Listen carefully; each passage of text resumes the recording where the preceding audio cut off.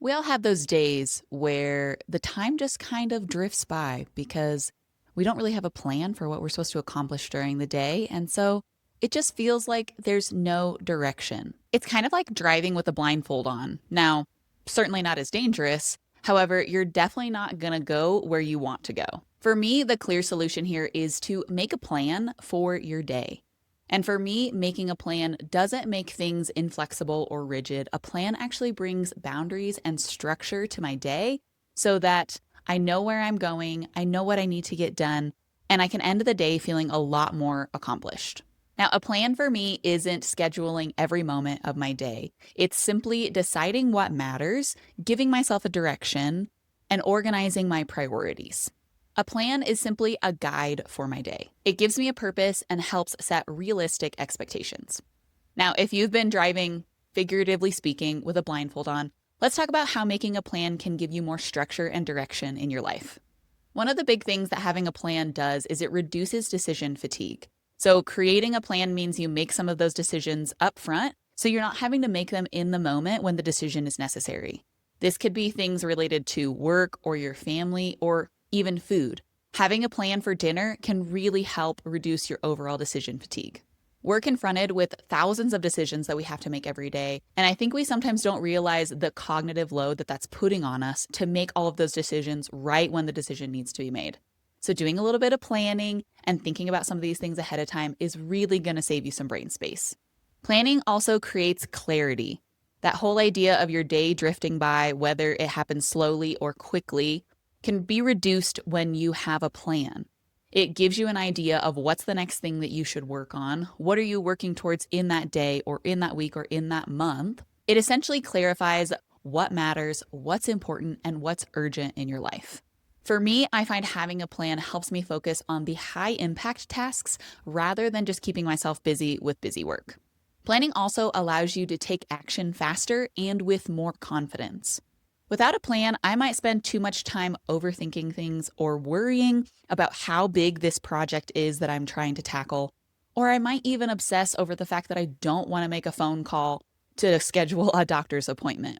But when you have a plan and you know the things that you need to get done, whether it's just the next small step in a project or something to check off your to do list, it really helps you make forward progress because it reduces some of that anxiety around what the heck am I supposed to do next.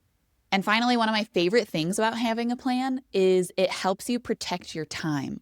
When you have a plan, it can help you set a boundary around your time, whether that's these are my hours for deep focus work, or at 5 p.m., I need to close the laptop and re engage with the rest of the world. When you put boundaries and limits to what you can do with your time, it signals to yourself and to other people that your time is valuable. And those boundaries on your time also help you set priorities and align your time with doing the things that matter most. If you're not a planner by nature, it can feel a little overwhelming to get started, but I don't want you to think that planning is not for you. There are tons of different planning systems and methods out there, things like the Eisenhower Matrix, Eat the Frog, the Rule of Three. There's tons of things. You can do a quick Google search and find so many different planning methods, and I encourage you to find the one that works the best for you. If you look at an Eisenhower matrix and think that is way too complicated, then it's probably not the right system for you.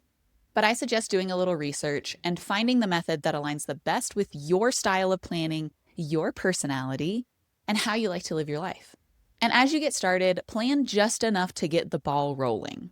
You don't need to go all out and plan every single little thing or every minute of your day, because there does become a point where planning itself can become a distraction and a form of procrastination from actually getting things done. Let the plan be your guide and not the distraction from the other things that are important to you. And finally, make sure you're checking in with your plan on a regular basis. This could be daily or hourly or maybe just weekly.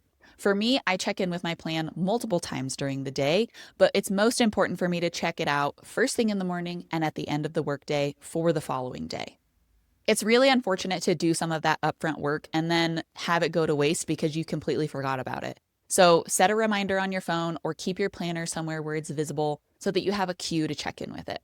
Now, I am a planner personality and a lot of this comes easily to me, but in general, I love planning because it gives structure and calm to my life.